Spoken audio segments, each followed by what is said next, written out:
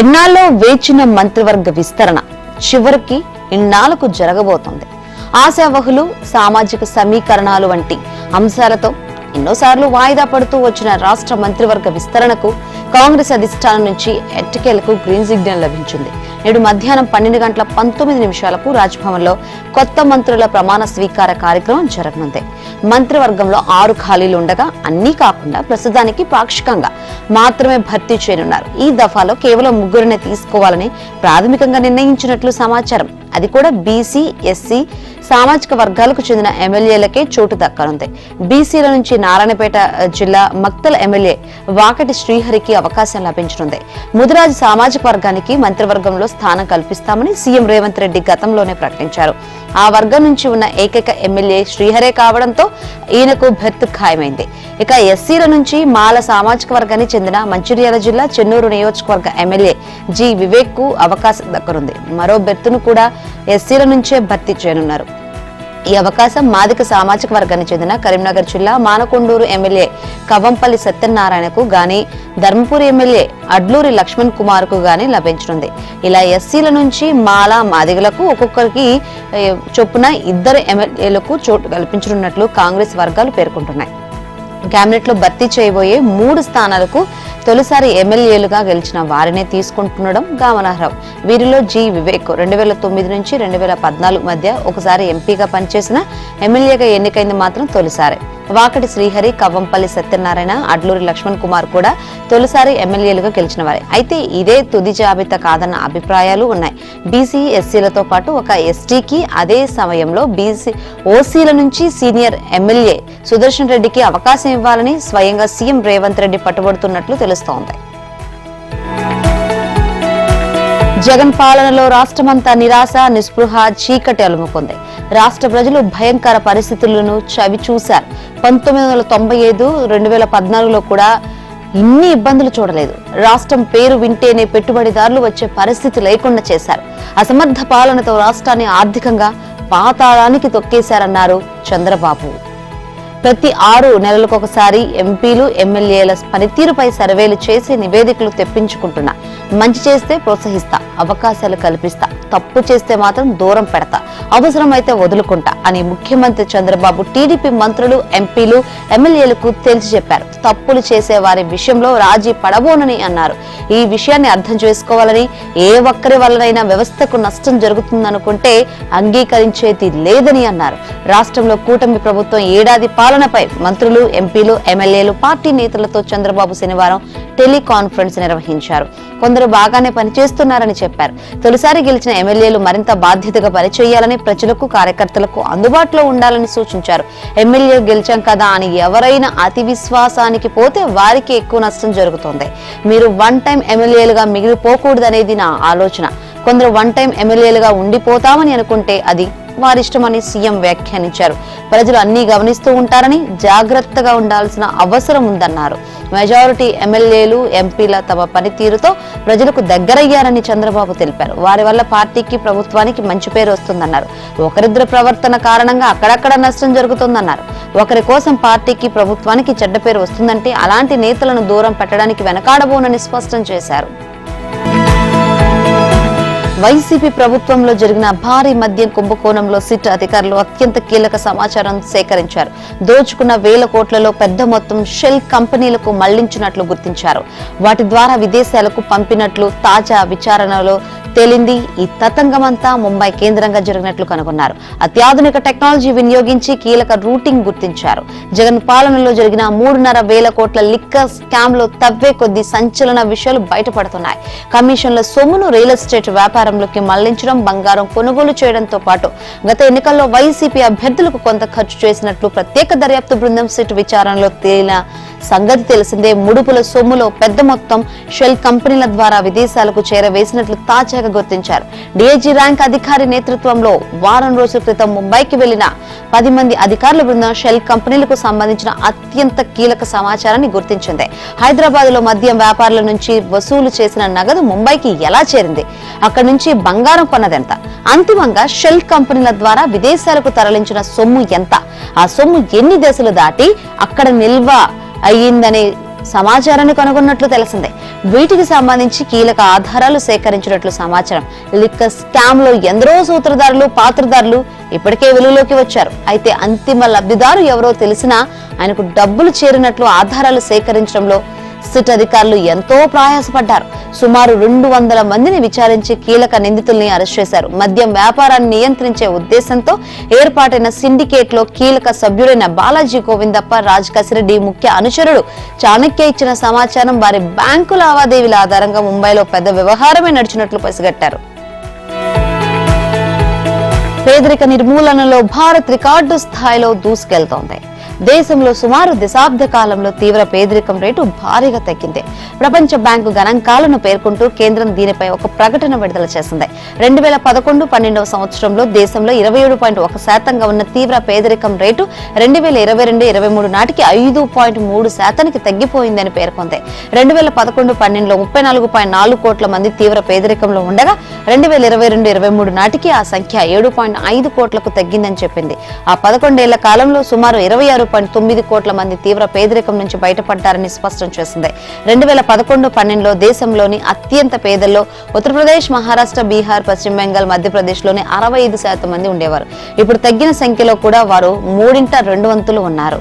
2021 మారకం ప్రకారం రోజుకు $3 ఖర్చు చేసే స్తోమత అనే అంతర్జాతీయ పేదరిక రేఖను ఆధారంగా చేసుకుని ప్రపంచ బ్యాంకు మన దేశంలో పేదరికాన్ని మదింపు చేసింది. దీనిలో పట్టణ ప్రాంతాల్లోనే కాకుండా గ్రామీణ ప్రాంతాల్లో కూడా పేదరికం బాగా తగ్గినట్లు తేలిందని పేర్కొంది. గ్రామీణ ప్రాంతాల్లో 18.4% నుంచి 2.8%, పట్టణ ప్రాంతాల్లో 10.7% నుంచి 1.1% 11 ఏళ్ల సమయంలో తగ్గిందని చెప్పింది. ఇక 2017 నాటికి పేదరిక రేఖ ఆధారంగా రోజుకు $2.15 ఖర్చు చేయగలిగే విషయంలో జనాభాలో 2.3% మంది మాత్రమే అత్యంత పేదరికంలో ఉన్నారని, 2011-12లో 16.2%తో పోలిస్తే ఇది భారీ తగ్గుదల అని తెలిపింది.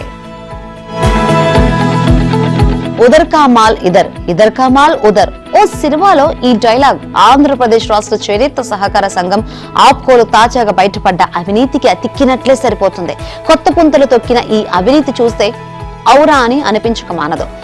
నూలు పోగులు పేర్చి అందమైన వస్త్రాన్ని తీర్చిదిద్దే నేతన్నలకు అండగా నిలవలసిన ఆప్కోలో ధరల ట్యాగ్ల మాయాజాలం ఒకటి వెలుగు చూసింది. ఖరీదైన చేనేత చీరలను బిల్లులు లేకుండా విక్రయించేసి ఆ చీరల స్థానంలో తక్కువ ధర చీరలు తెచ్చిపెట్టి వాటికి అమ్మేసిన చీరల ట్యాగ్లు అతికించేసి కోట్లాది రూపాయలు నొక్కేశారు. వైసీపీ హయాంలో మొదలైన ఈ అవినీతి భాగోతం ఇప్పటికీ కొనసాగుతుంది. రాష్ట్రంలోని ఆప్కో షోరూంలు, డిపోల్లో మొత్తం 100 కోట్ల విలువైన చీరలు ఉన్నట్లు రికార్డుల్లో చూపిస్తుంటే వాటి అసలు ధర 30 కోట్లకు మించి ఉండదని చేనేత సహకార సంఘాలు ముఖ్యమంత్రికి రాసిన వరుస లేఖల్లో పేర్కొన్నాయి. తక్షణమే విజిలెన్స్ ను రంగంలోకి దించి ఆడిట్ చేయిస్తే ₹1000 విలువైన చీరపై ₹11,000 ట్యాగ్ కనిపిస్తుందని చెబుతున్నారు. ఆప్కోలో మూర్తి భవించిన అవినీతిలా వెలిగే ఓ అధికారి కనుసన్నల్లోనే ఇదంతా జరుగుతుందనే విమర్శలు వెల్లువెత్తుతున్నాయి. వైసీపీ ప్రభుత్వంలో సకల శాఖల మంత్రిగా ప్రసిద్ధుడైన నేత అండదండలతో అప్పట్లో రెచ్చిపోయిన ఆ అధికారి ప్రస్తుత ప్రభుత్వంలో తనకు ఓ ప్రజాప్రతినిధి నుంచి సంపూర్ణ మద్దతుందని చెప్పుకుంటున్నారు. వేసవి సెలవులు ముగుస్తుండటంతో పాటు వారాంతం కావడంతో తిరుమలలో భక్తుల రద్దీ మరింత పెరిగింది. శనివారం శ్రీవారి ఆలయ పరిసరాలతో పాటు తిరుమలలోని ముఖ్యమైన ప్రాంతాల్లో యాత్రికుల సందడి నెలకొంది. వైకుంఠం క్యూ కాంప్లెక్స్ 2లోని 31 కంపార్ట్మెంట్లు, నారాయణగిరిలోని 9 షెడ్లు సర్వదర్శన భక్తులతో నిండిపోయాయి. కృష్ణతేజ విశ్రాంతి భవనం మీదుగా రింగు రోడ్డులో బాటగంగమ్మ కూడలి వరకు క్యూ లైన్ 2 కిలోమీటర్ల మేర వ్యాపించింది. వీరికి 18 గంటల దర్శన సమయం పడుతోంది. ఇక స్లాటెడ్ సర్వదర్శనం టోకెన్లు, 300 ప్రత్యేక ప్రవేశ దర్శనం టికెట్లు ఉన్న భక్తులకు దాదాపు 3 గంటల తర్వాత దర్శనం లభిస్తోంది. కళ్యాణకట్ట, లడ్డూ కేంద్రం, అఖిలాండ అన్నప్రసాద భవనాలు రద్దీగా మారాయి. గదులకు డిమాండ్ మరింత పెరిగిపోయింది. గదులు పొందేందుకు భక్తులు క్యూ లైన్ లో బారులు తీరాల్సి వచ్చింది. సిఆర్ఓ ప్రాంతం అంతా భక్తులతో కిక్కిరిసిపోయింది. అలాగే అలిపిరి, శ్రీవారి మెట్టు మార్గాలు కూడా భక్తులతో కిటకిటలాడుతున్నాయి. స్లాటెడ్ సర్వదర్శన టోకెన్లు జారీ చేసే భూదేవి కాంప్లెక్స్, శ్రీనివాసం, విష్ణు నివాసం కూడా రద్దీగా మారాయి. గత వైసీపీ ప్రభుత్వ నిర్వాకాలతో అస్తవ్యస్తంగా మారిన ప్రజారోగ్య వ్యవస్థను ప్రక్షాళన చేసి గాడిలో పెట్టామని వైద్య ఆరోగ్య శాఖ మంత్రి సత్యకుమార్ యాదవ్ అన్నారు. డిజిటల్ ఆరోగ్య సేవలు ఎన్ఫోర్స్మెంట్ పై ప్రత్యేక దృష్టి సారించామని, లక్ష ప్రాంతాల్లో 2 కోట్ల మందితో యోగాంధ్ర కార్యక్రమం నిర్వహించి ఆరోగ్యాంధ్రప్రదేశ్ దిశగా అడుగులు వేస్తున్నామని తెలిపారు. రాష్ట్రంలో కూటమి ప్రభుత్వం అధికారంలోకి వచ్చి ఈ నెల 12 నాటికి ఏడాది పూర్తవుతుందన్నారు. ఆరోగ్య కార్యక్రమాల అమలులో వేగం పెంచి సత్ఫలితాలు సాధించడం, రోగ నిర్ధారణ పరీక్షల సామర్థ్యం పెంపు, వైద్య సిబ్బందిలో క్రమశిక్షణ, జవాబుదారీతనాన్ని పెంచడంతో పాటు మౌలిక సదుపాయాల కల్పనకు చర్యలు తీసుకున్నామని వివరించారు. ఫలితంగా ప్రభుత్వ ఆసుపత్రుల్లో వైద్య సిబ్బంది హాజరు 7.42% నుంచి 14.20% పెరిగిందని తెలిపారు. ఓపీ సేవలు 8%, ఐపీ సేవలు 17.61% పెరిగాయని చెప్పారు. ఎన్హెచ్ఎం కింద 2024-25లో కూటమి ప్రభుత్వం 30కి పైగా పథకాలను అమలు చేసిన తీరు, సాధించిన ఫలితాలను గుర్తిస్తూ కేంద్ర ప్రభుత్వం ప్రోత్సాహక బహుమతిగా 100 కోట్లు విడుదల చేసిందని తెలిపారు. వైసీపీ ప్రభుత్వం అధికారంలో ఉన్న 5 ఏళ్లలో ఇలాంటి గుర్తింపు రాష్ట్రానికి లభించలేదన్నారు. 104 సంచార వైద్య వాహనాల ద్వారా ప్రజల ఇంటి వద్దనే 47 రకాల వైద్య పరీక్షలు చేసే దిశగా చర్యలు తీసుకుంటున్నామని వివరించారు. ప్రతిపక్షంలో ఉండగా అదానీ, షిరిడి సాయి విద్యుత్ స్మార్ట్ మీటర్ల బిగింపు వద్దని చెప్పిన కూటమి ఇప్పుడు అవే విధానాలను అమలు చేస్తోంది. స్మార్ట్ మీటర్ల బిగింపు నుంచి వ్యవసాయ విద్యుత్ కనెక్షన్లకు మినహాయింపు ఇచ్చిన పరిశ్రమలు, వాణిజ్య సంస్థలకు బిగిస్తున్నారు. నెలకు 200 యూనిట్లకు పైగా విద్యుత్ వాడే పట్టణ గృహ వినియోగదారులకు ప్రస్తుతానికి అమలు చేయడం లేదు. పరిశ్రమలకు అదానీ స్మార్ట్ మీటర్లు బిగించాక వస్తున్న కరెంటు బిల్లులు చూసి పారిశ్రామికవేత్తలు హడలిపోతున్నారు. విద్యుత్ వాడకపోయినా బిల్లులు తడిసి మోపెడవుతున్నాయని వాపోతున్నారు. విద్యుత్ రంగానికి అదానీ స్మార్ట్ మీటర్ గుదిబండగా మారనుందని నిపుణులు హెచ్చరిస్తున్నారు. వైఎస్ జగన్ ముఖ్యమంత్రిగా ఉన్నప్పుడు వ్యవసాయ విద్యుత్ వాడకం లెక్కలు తేలాలంటూ వ్యవసాయ కమిషన్లకు స్మార్ట్ మీటర్లు ఏర్పాటు చేసేందుకు సిద్ధమయ్యారు. అదేవిధంగా గృహ, వాణిజ్య, పారిశ్రామిక రంగాలకు ప్రీపెయిడ్ స్మార్ట్ మీటర్లు ఏర్పాటు చేయాలని నిర్ణయించారు. స్మార్ట్ మీటర్లను బిగించేందుకు కేంద్ర ప్రభుత్వం రీవ్యాంప్డ్ డిస్ట్రిబ్యూషన్ సెక్టార్ స్కీమ్ నిధులను బూచిగా చూపారు. RDSS లో చేరితేనే ఇంధన సంస్థల అభివృద్ధికి కేంద్రం నిధులు ఇస్తుందని జగన్ నమ్మబలికారు. ప్రజాధనం రూపాయి ఖర్చు పెట్టినా దానికి ఒక అర్థం ఉండాలి. ఆ ఖర్చుకు ఒక ఫలితం దక్కాలి. పేదల జీవన ప్రమాణాలు మెరుగుపడతాయి కాబట్టి 1000 కోట్లతో సంక్షేమ పథకాలు అమలు చేస్తున్నారు.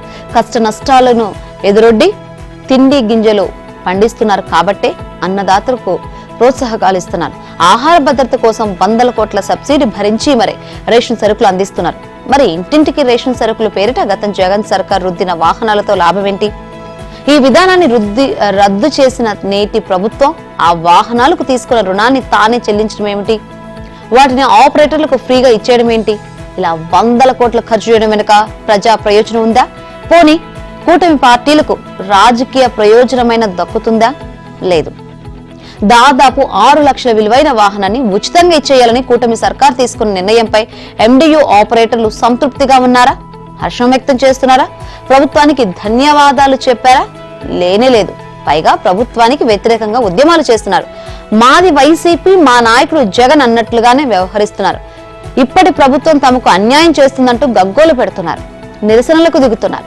కొందరు ఆపరేటర్లు మరో అడుగు ముందుకు వేసి 4వ తేదీన వైసీపీ నిర్వహించిన వెన్నుపోటు దినంలో తమ వాహనాలతో సహా పాల్గొన్నారు. కాళేశ్వరం ప్రాజెక్టులో భాగంగా మేడిగడ్డ వద్ద బ్యారేజ్ కట్టాలన్నది అప్పటి మంత్రివర్గం తీసుకున్న నిర్ణయమని బీఆర్ఎస్ ఎమ్మెల్యే హరీష్ రావు స్పష్టం చేశారు. వ్యాప్కోస్ నివేదికలు, లైడర్ సర్వేలు, రిటైర్డ్ ఇంజనీర్లు, రాష్ట్ర ఇంజనీర్ల సలహాలు, సూచనల ఆధారంగానే బ్యారేజ్ నిర్మాణానికి మేడిగడ్డను ఎంపిక చేసినట్లు వెల్లడించారు. కాళేశ్వరం ప్రాజెక్టు నిర్మాణం, నిధులు, ప్రస్తుత స్థితి, ప్రయోజనాలపై ఆయన పవర్ పాయింట్ ప్రజెంటేషన్ ఇచ్చారు. కాళేశ్వరం ప్రాజెక్టుపై దుష్ప్రచారం, వాస్తవాల పేరిట వివరణాత్మక గణాంకాలతో కాంగ్రెస్ ఆరోపణలను తిప్పికొట్టారు. కేంద్ర జలవనరుల సంస్థ సూచనలకు అనుగుణంగా కీలక బ్యారేజ్ను ఎక్కడ నిర్మిస్తే అనువుగా ఉంటుందో చెప్పాలని వ్యాప్కోస్ను కోరుతూ అప్పటి ప్రభుత్వం జీవో జారీ చేసినట్లు తెలిపారు. వాళ్ళు సర్వే చేసి మేడిగడ్డ వద్ద కడితే బాగుంటుందని నివేదిక ఇచ్చారని, ఆ నివేదికను స్టడీ చేసేందుకు కేబినెట్ సబ్ కమిటీ, రిటైర్డ్ ఇంజనీర్లతో మరో కమిటీని కేసీఆర్ వేసినట్లు గుర్తు చేశారు. అందులో అప్పుడు నీటిపారుదల శాఖ మంత్రిగా ఉన్న తాను చైర్మన్ గా, మరో మంత్రి ఈటెల రాజేందర్ తో పాటు గతంలో నీటిపారుదల శాఖ మంత్రిగా అనుభవం ఉన్న తుమ్మల సభ్యులుగా ఉన్నట్లు తెలిపారు. ముగ్గురు కలిసి నీటిపారుదల శాఖ ఇంజనీర్లతో చర్చలు జరిపామని పేర్కొన్నారు. కాళేశ్వరం ఎత్తిపోతల్లోని మేడిగడ్డ, అన్నారం, సుందిళ్ల బ్యారేజ్ల నిర్మాణాలు నాటి బీఆర్ఎస్ మంత్రి మండలి నిర్ణయంతోనే జరిగాయని, ఆ ప్రభుత్వంలో ఆర్థిక మంత్రిగా పనిచేసి ప్రస్తుతం బీజేపీ ఎంపీ ఈటల రాజేందర్ సమాధానం బీజేపీని ఇరుకున పడేసింది. బ్యారేజీలపై న్యాయ విచారణ చేస్తున్న జస్టిస్ పీసీ ఘోష్ కమిషన్ ఎదుట ఈటల శుక్రవారం హాజరయ్యారు. బహిరంగ విచారణలో భాగంగా కమిషన్ ఆయన్ను క్రాస్ ఎగ్జామినేషన్ చేసింది. హైదరాబాద్ బీఆర్కే భవన్ లో ఉన్న కమిషన్ కార్యాలయంలో మధ్యాహ్నం అరగంట పాటు విచారించింది.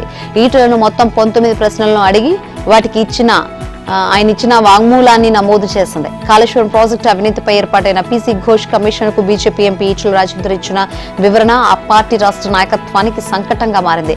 కేసీఆర్ ను వెనకేసుకొచ్చేలా ఈటల మాట్లాడారనే భావన బీజేపీ నేతల్లో కలవరం రేపుతుందా అంటే అవునని అంటున్నాయి కమలం పార్టీ వర్గాలు.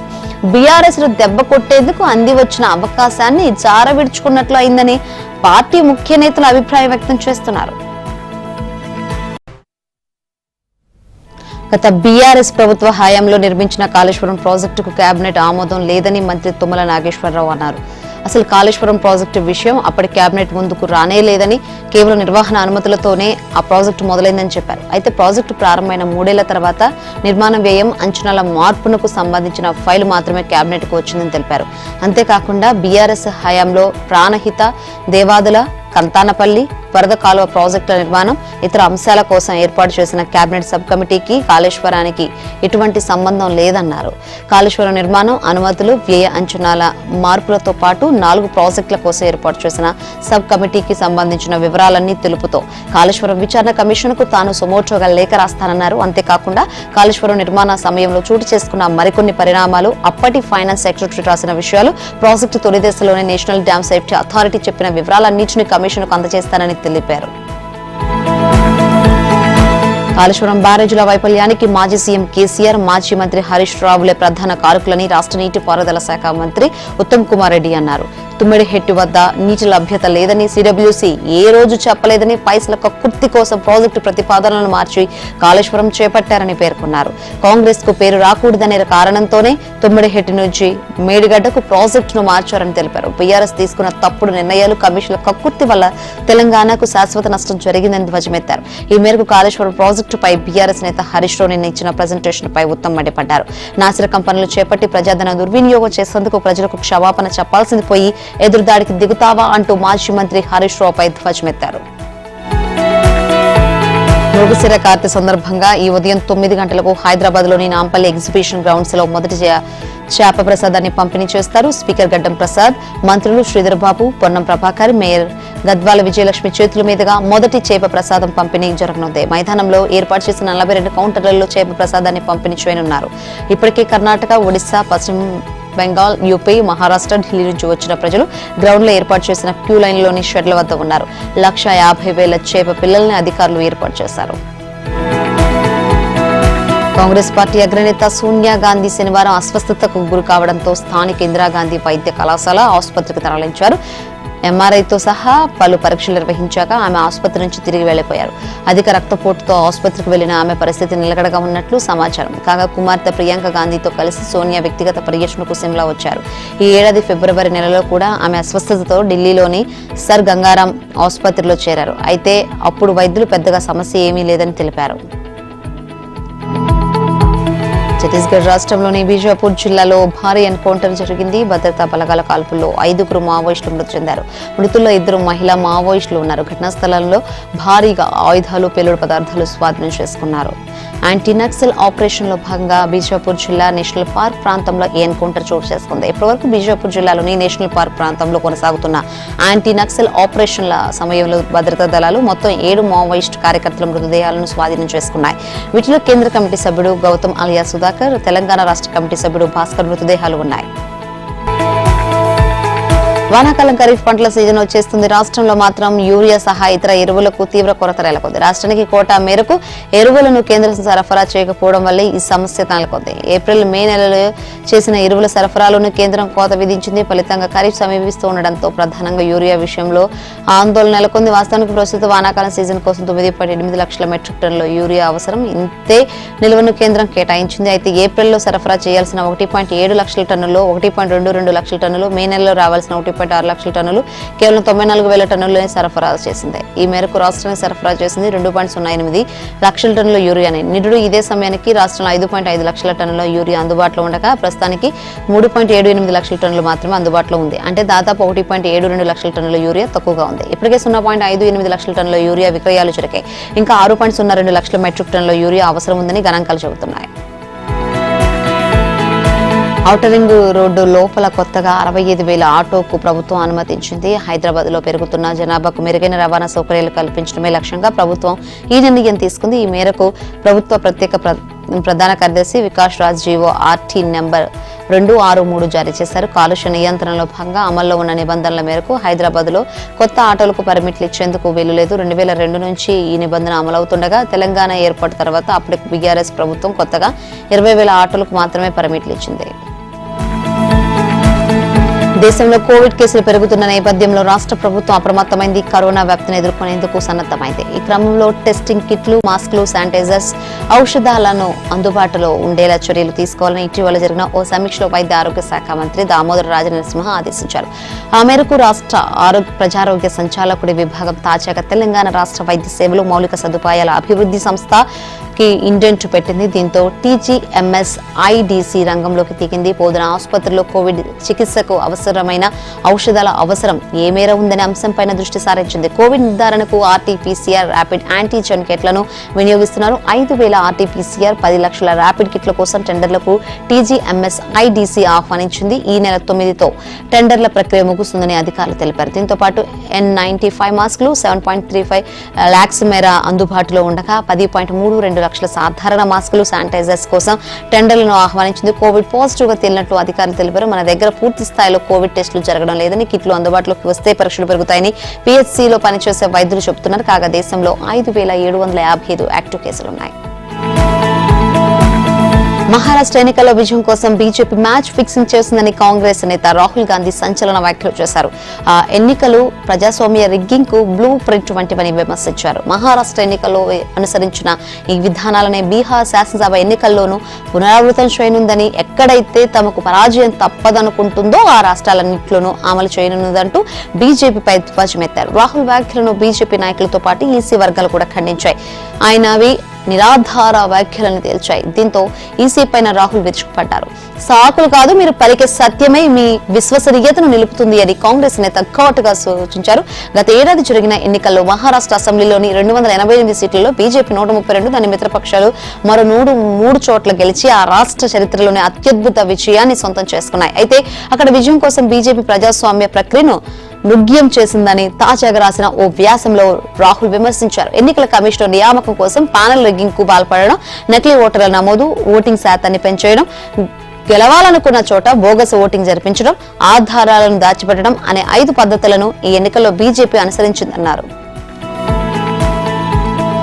అమెరికా అధ్యక్షుడు ట్రంప్, బిలియనియర్ ఎలాన్ మస్క్ మధ్య రాజీ దిశగా అడుగులు పడుతున్న సంకేతాలు కనిపిస్తున్నాయి. లైంగిక వేధింపుల కుంభకోణంలో నిందితుడు జెఫ్రీ ఎప్స్టీన్ తో ట్రంప్ నకు సంబంధాలు ఉన్నాయని ఇంతకు ముందు ఆరోపించిన టెస్లా సీఈఓ తాజాగా ఆ పోస్ట్ ను తొలగించారు. మరోవైపు ట్రంప్ తో శాంతి కుదుర్చుకోవాలని మస్క్ ను అమెరికన్ ఫండ్ మేనేజర్ బిల్ ఆక్మాన్ కోరారు. వారిద్దరికీ తన మద్దతు ఉంటుందని, విడిపోవడం కంటే కలుసుంటేనే మనం బలంగా ఉంటామని ట్వీట్ చేశారు. దీనికి మస్క్ స్పందిస్తూ మీరు చెప్పిన దాంట్లో తప్పేమీ లేదని బదులిచ్చారు.